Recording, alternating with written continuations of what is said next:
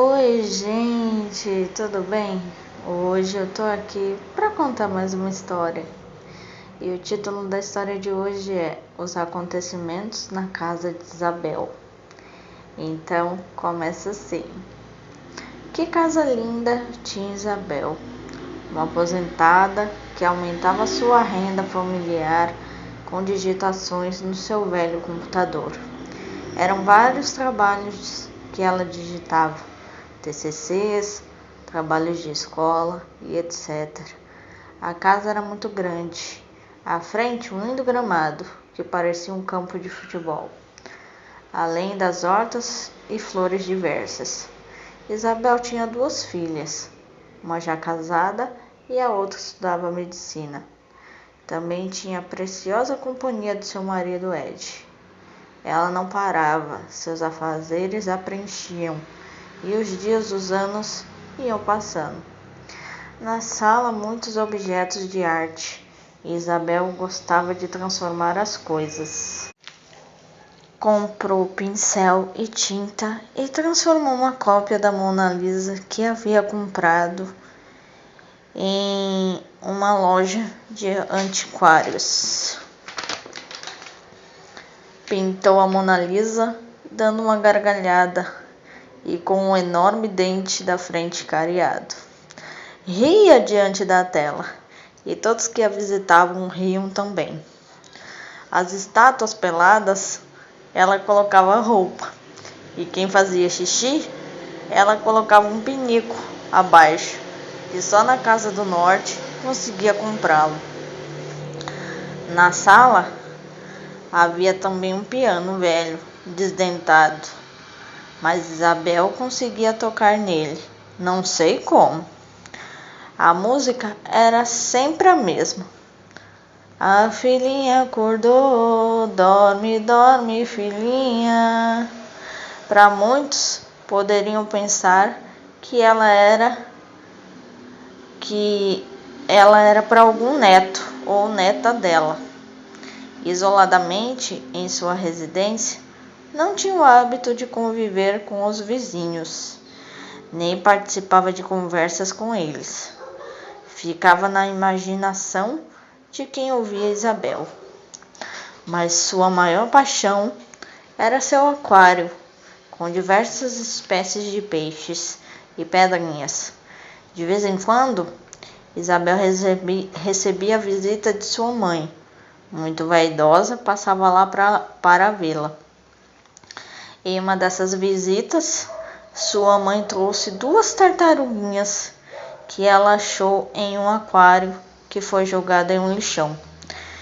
Elas eram tão pequenas, ficaram em determinado espaço com um pouquinho só de água. Os peixinhos estavam mortos. Isabel recolheu as duas e prometeu à sua mãe que iria cuidar delas com muito amor. Sua mãe tomou um café com pão de queijo e seguiu para sua casa. Isabel colocou elas dentro do aquário e ficou observando o comportamento dos peixes já existentes lá. Foi legal. Todos aceitaram bem as duas tartaruguinhas. Na manhã seguinte, Isabel observou as duas se alimentando sem nenhum problema. No final da tarde, Isabel voltou ao piano com a mesma música, mas saltou um grande olhar no aquário. A música fez com que as tartaruguinhas ficassem de barriga para cima, mas se fosse só elas, dava-se um jeito. O aquário inteiro seguiu a coreografia. Me encantei com a cena. Pareciam recém-nascidos no berçário. Nossa, está em paz e muito feliz. Elas já apresentavam um tamanho maior e até engordaram. Resolvi batizar as duas. Como eram bem iguais, coloquei o nome de Geni e Paloma. Falei bem alto para as duas seus nomes. Elas expressaram uma grande alegria nos seus pequenos olhos, e eu também.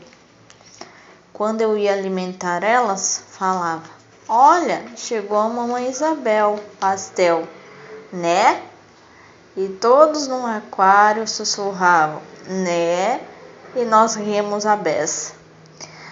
Mas em tudo no reino animal, sempre existe aquele que é diferente, problemático e encrenqueiro. Assim era o peixe beta, azul como o céu, mas tornava e acumulava no aquário grandes inimizades. Não demorou muito e ele passou a ter ciúme das meninas, tartaruguinhas. Roubava a comida delas, dava empurrões e elas apresentavam machucados e roxidões pelo corpo. Estava longe de Isabel perceber, mas as duas meninas foram chamadas pelo peixe falcão, que era delegado do aquário. Disse ele: "Já fui informado do que aconteceu com vocês. Vou lavrar agora um boletim de ocorrência e uma medida provisória para vocês, porque estão dentro da lei." Maria da Penha. "Se voltar a acontecer, irei lavrar um inquérito policial e condicionar o Sr. Beta à prisão." Mas as duas já estão cansadas e bolaram um plano. Disseram elas: "Olha, quando a mamãe Isabel trocar a água do aquário, surgirão várias bolinhas de água. Nós iremos nos agarrar em uma delas separadamente e chegar até a superfície do aquário." Chegou o dia e elas conseguiram fugir do aquário sem ninguém perceber. Eram por volta das 19h30 que o Sr. Ed foi fechar a porta principal da sala. Gritou ele: "Isabel, chega aqui, querida. As meninas não estão no aquário. Acho que elas fugiram sem a gente perceber."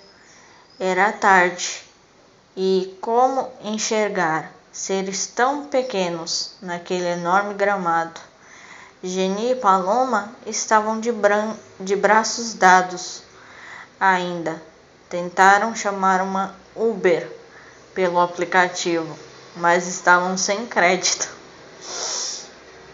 Era noite e elas procuravam um lugar seguro. Ficaram embaixo de um banco que havia no jardim. Combinaram pela manhã, se tudo desse certo, pegariam um ônibus para irem para o Amazonas tentar achar seus primos que moravam lá. Na manhã seguinte, se alimentaram com a alface da horta e fizeram uma boquinha no pé de bananeira, pois havia cachos maduros caídos no chão. Olharam, mas aquilo era muito grande para ser atravessado. Parecia que estavam no Maracanã, em pleno Fla-Flu, decidindo a final da Copa Rio. Isabel e o Sr. Ed, nas primeiras horas do dia, começaram a procurar as duas. Foram dias, meses e anos e nada.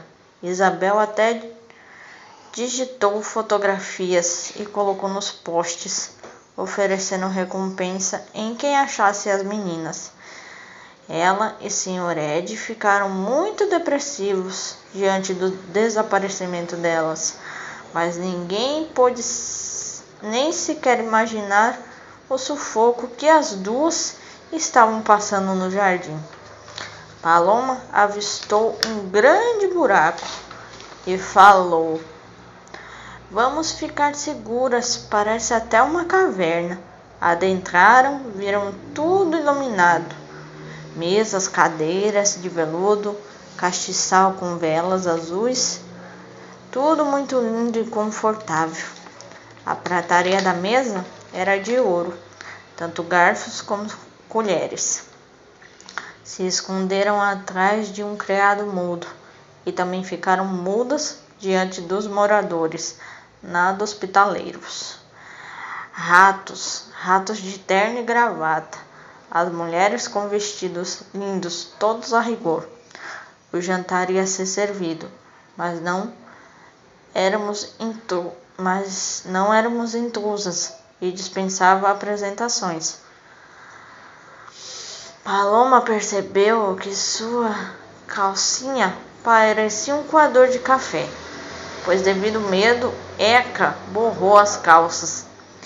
Neste mesmo instante, o mordomo foi até o banheiro e elas saíram correndo antes que ele voltasse. Aliviada, as duas foram até uma gangorra que tinha no jardim e ficaram lá,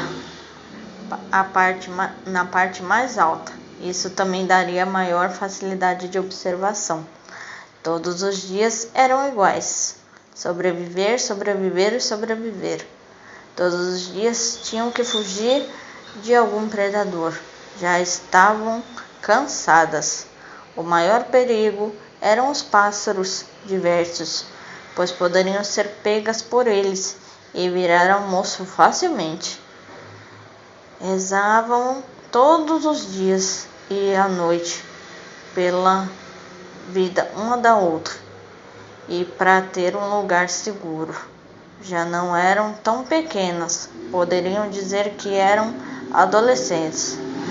Devido à inteligência artificial que Isabel adaptou, uns irrigadores que, ao serem ligados, molhavam todas as plantas e verduras do jardim. Foi em uma dessas aguações que escutamos um barulho enorme. Isabel escorregou em uma folha de mangueira e caiu com tudo. Chegou até a desmaiar. Corremos na direção do barulho e lá estava nossa mãe. Beijamos muito ela, jogamos água no seu rosto até fazer ela voltar a si. Foi muita alegria e voltamos para casa. E mamãe construiu um lindo quarto cor-de-rosa para nós duas. Também fomos ao shopping para renovar nosso guarda-roupa.